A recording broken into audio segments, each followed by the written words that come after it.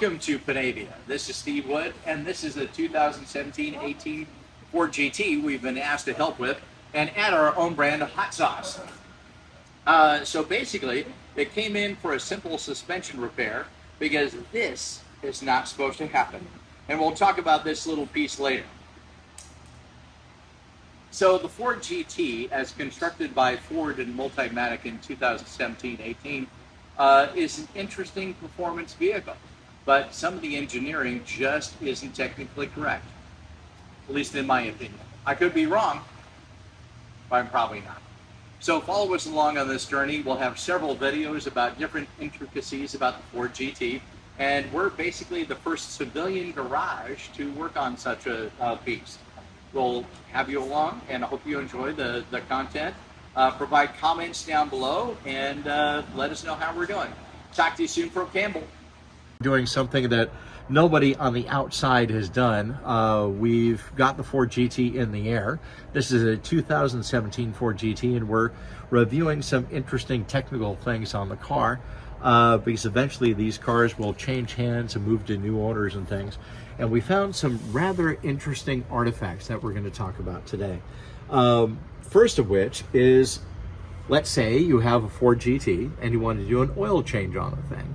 Well, how do you do that? So there's two fasteners you have to remove that are actually drain plugs. One's there, we've marked it with oil, with the word oil, and then one is right there. This also has a dry sump tank and oil coolers and things like that. And much like a NASCAR motor or a full race motor, it has an external belt-driven oil pump. But you'll notice that the belt-driven oil pump is driven by a rubber cog belt. And then after a certain amount of years, those are going to become dried out, nasty, and brittle and break. But if you follow the belt and the tensioner, which the belt, the pump and the tensioner are relatively easy to get to once you remove the 438 bolts to get the carbon fiber panels off, and we won't show you that. To be able to replace that drive belt, it's almost an engine out service. It's a transmission out service. We actually have to pull the transaxle out far enough to be able to wiggle in the new belt because the oil pump belt is driven off the crank off the motor.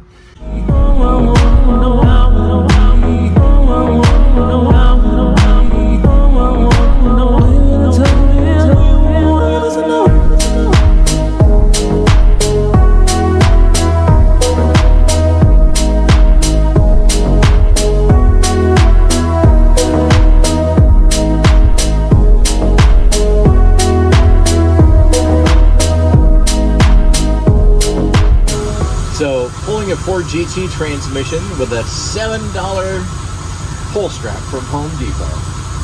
Next time on Holy Shit.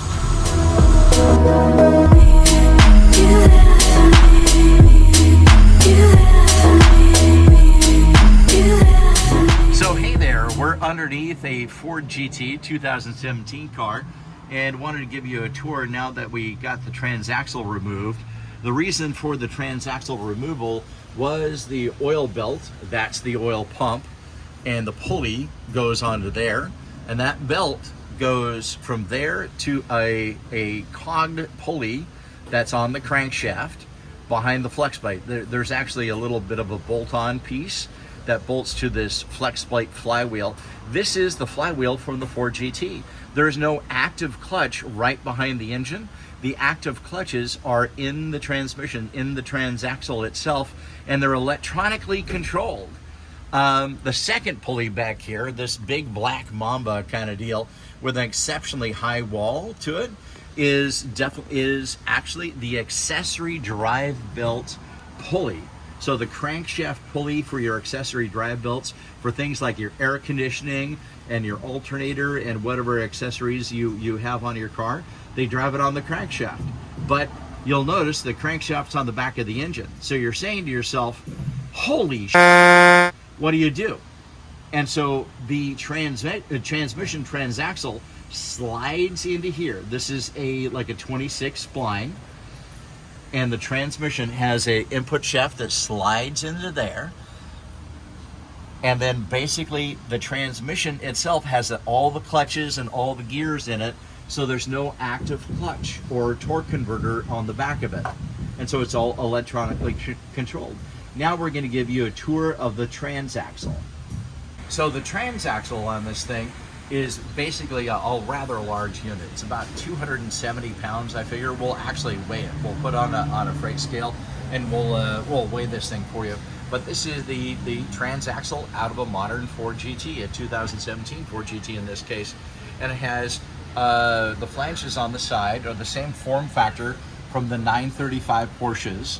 That same form factor reigns true through to today. And this transaxle is not only used in the Ford GT, but it's shared with other cars, including the AMG GTS, which was the successor to the SLS, that car, and the Ferrari 488.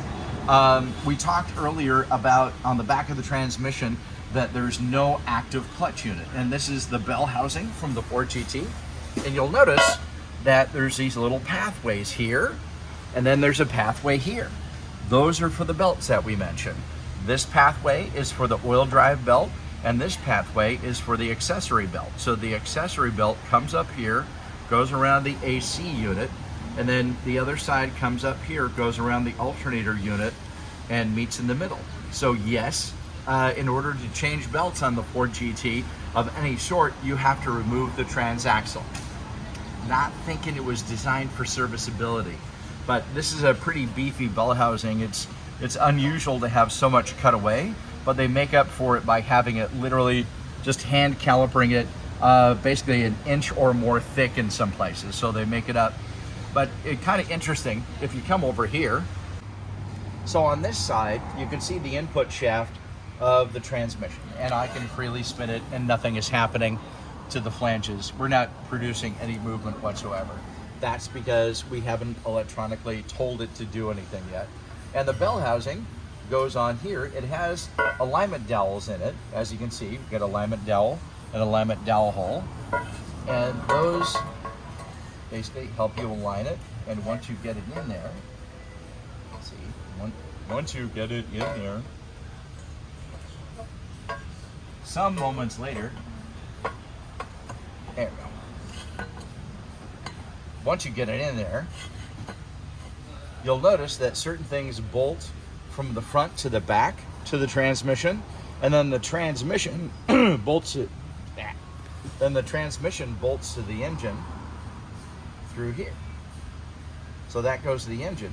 And there's actually one bolt that's a through bolt with a nut and bolt that you have to get the nut from the opposite side of the engine.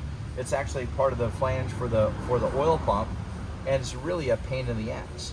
So to take this apart, you're underneath the car. You have to take, let's see here, 1, 2, 3, 4, 5, 6, 7, 8. I think 8 bolts off the engine, and then a further 1, 2, 3, 4, 5, 6, 7 off the transaxle to be able to spring this loose. And keep in mind, that's while you're disengaging it.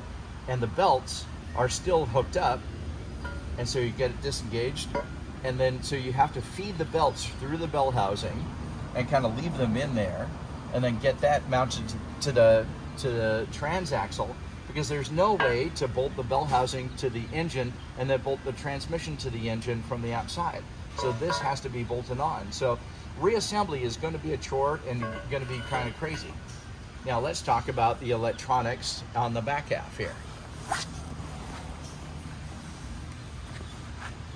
So we got 3 about 15-point connectors, rotary connectors that hook up to different solenoids. So these solenoids do things like, of course, turn on your reverse lights, have a neutral safety switch, and have PWM based connectors for the dual disc clutch system that's inside this case and driving all the gears. I'm sure someone's got a better video on the actual inner workings and inner mechanics of it. Basically, it was about, I think, 18 volts to get it out of the car before the bell housing. And because the mounts have so many different bolts and things that you really can't get to. I think it was basically thrown together for time. they didn't have time to design or the money to design their own components, so they used off-the-shelf components like the EcoBoost V6 and this transaxle. It does have transmission fluid, coolers and warmers and things, and so and they plug in here. They're pretty standard connectors with O-rings and things like that.